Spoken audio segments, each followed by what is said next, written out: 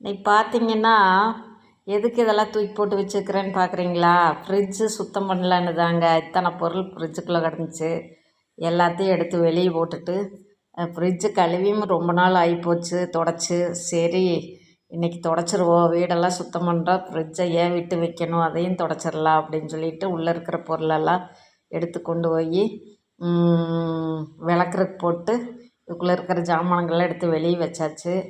நான் வந்து தண்ணியில் கொஞ்சம் விம் கலந்து ஒரு தடவை நல்லா ஃபுல்லாக கரையெல்லாம் போகிற மாதிரி எல்லா பக்கம் தேய்ச்சி விட்டுட்டு, அதுக்கப்புறம் ஒரு 2-3 தடவை வேறு தண்ணி மாற்றி மாற்றி நம்ம சுத்தமாக தொடச்சி எடுக்கும்போது அந்த ஃப்ரிட்ஜில் இருக்கிற கரை அழுக்கு எல்லாம் ஓரளவுக்கு வந்துடும்.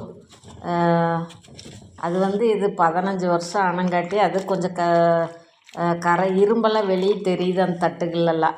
அதோட கரை தான் இப்படி பிடிச்சிட்டு இருக்குது. இல்லைன்னா ஓரளவுக்கு நான் எந்த பொருளையும் சுத்தமாக தான் வச்சிட்ருப்பேன். அநேகமாக ஃப்ரிட்ஜை மாற்றணும்னு நினைக்கிறேன். சரி சரி தொடச்சி வச்சு பார்ப்போம் அப்படின்னு சொல்லிட்டு இன்றைக்கி எல்லாம் தொடச்சி சுத்தமாக நீட்டாக தொடச்சி எடுத்தாச்சு. நீங்கள் வந்து ஒரு எலுமிச்சம்பழத்தை தண்ணியில் கலந்து அதை வந்து தொடச்சிங்கன்னா இந்த ஐஸ் கட்டியெல்லாம் பிடிக்குது இல்லைங்களா, அந்த ஐஸ் கட்டியெல்லாம் பிடிக்காது அப்படிங்கிற மாதிரி சொல்கிறாங்க. என்னன்னு தெரியல. நான் வந்து சும்மா தண்ணியில் தான் தொடச்சி எடுத்தேன்.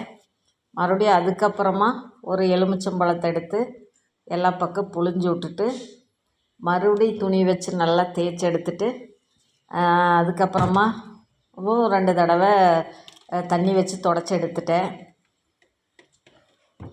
நீங்கள் எப்படி ஃப்ரிட்ஜெல்லாம் கழுவுவீங்க? இப்படி செய்யலாமா செய்யக்கூடாதா அப்படின்லாம் எனக்கு தெரியல. ஆனால் நான் வந்து இந்த மாதிரி தான் செஞ்சுக்கிட்டு இருக்கேன். நீங்கள் எப்படி பண்ணுவீங்க அப்படிங்கிறத வந்து எனக்கு கமெண்டில் சொல்லுங்கள், சரிங்களா? ஃப்ரிட்ஜு வந்து அடிக்கடி சுத்தம் பண்ணிக்கணுமாம்மா, இல்லைன்னா நிறைய கரண்ட்டு பில் வரும் அப்படிங்கிற மாதிரி சொல்கிறாங்க. நிறைய பொருள்களையும் வைக்கும்போது நிறைய கரண்ட் பில் வரும் அப்படின்னு சொல்லுவாங்க. சரி, என்னமோ ஃப்ரிட்ஜுன்னு ஒன்று வாங்கியாச்சு, அப்புறம் என்ன பண்ணுறது? இருக்கிறதெல்லாம் தூக்கி உள்ளே போட்டு வைக்க வேண்டியது தானே.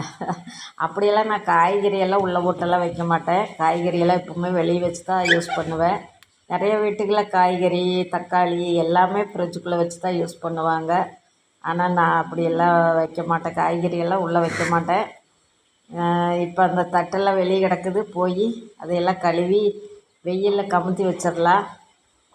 ஒரு காக்கா வேறு வந்துருச்சு சாப்பிட்றக்கு. அதுக்கு தோசை போட்டு வச்ச காலையில் அது வந்து தோசையை அங்கே இங்கேயும் தூக்கி போட்டுட்டு வந்து கத்திக்கிட்டே உட்காந்துருக்குது. அது வந்து கீழே கிடக்கிற தோசையெல்லாம் அது சாப்பிட்டு போய்க்கும். நம்ம வேலையை நம்ம பார்ப்போம். சரி, நானும் இது எல்லாத்தையும் விலக்கி கொண்டு போய் வெயிலில் கமுத்திட்டு நல்லா தொடச்சி கொண்டாந்து ஃப்ரிட்ஜில் எல்லாத்தையும் வச்சாச்சு. இந்த தட்டு பார்த்திங்கன்னா 2 தட்டு இருக்குது, கம்பி கம்பியாக வர்ற தட்டு. அதில் ஒரு தட்டு ஓரளவுக்கு நல்லா இருக்குது, இன்னொரு தட்டு வந்து ரொம்ப கரை பிடிச்ச மாதிரி ஆயிடுச்சு. அந்த மோல்டிங்கெல்லாம் விட்டு அந்த இரும்பே வெளியே தெரிகிறதுனால ரொம்ப கரை பிடிச்ச மாதிரி ஆயிடுச்சு. இது தனியாக செகண்ட் ஹேண்ட்லலாம் கிடைக்குமா என்னன்னு தெரியல. அந்த ஃப்ரிட்ஜுக்கு தகுந்த மாதிரி தான் வரும்னு நினைக்கிறேன். அநேகமாக கிடைக்கலன்னுச்சுன்னா ஃப்ரிட்ஜவே மாற்றிட வேண்டியது தான். வேறு ஒன்றும் பண்ண முடியாது. இப்போ இந்த தட்டு எல்லாத்தையுமே கொண்டாந்து வச்சு போட்டு இருந்த பொருள்களையும் அடுக்கி வச்சாச்சு. பார்த்திங்கன்னா ஃப்ரிட்ஜே நிறைஞ்சு கிடந்துச்சு. இப்போ எல்லாம் காலி பண்ணி வைக்கும்போது ஃப்ரிட்ஜு ரொம்ப காலி ஆயிடுச்சு. நீங்கள் எப்படி ஃப்ரிட்ஜை சுத்தம் பண்ணுவீங்க அப்படிங்கிறத சொல்லுங்கள். சிலருக்கு தெரிஞ்சது இருக்கும், சிலருக்கு தெரியாத கூட இருக்கும். நான் இந்த மாதிரி தான் சுத்தம் பண்ணுவேன். ஓகேங்களா? ஓகே, பாய்.